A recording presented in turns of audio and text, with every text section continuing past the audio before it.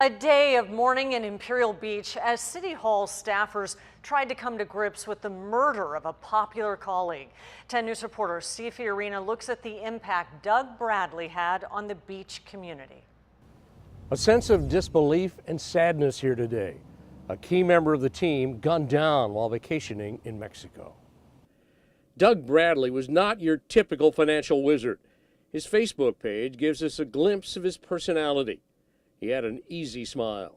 Doug Bradley was the kind of guy, the second you met him, you liked him.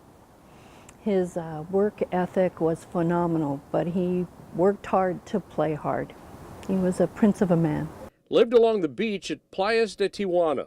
He was an adventure surfer, traveled the world looking for the perfect wave.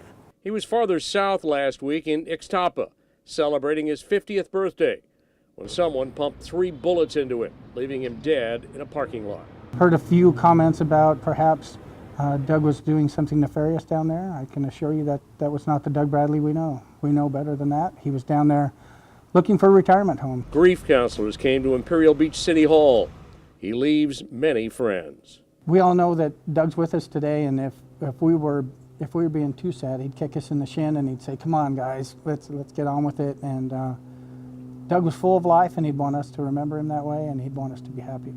Difficult when dealing with tragedy. It's very rare that you meet somebody like that. And Doug was that kind of guy, just irreplaceable.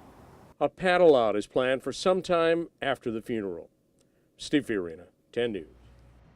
Negotiations are underway to bring his body back from Mexico. The funeral is expected to be held late next week in Huntington Beach. We have new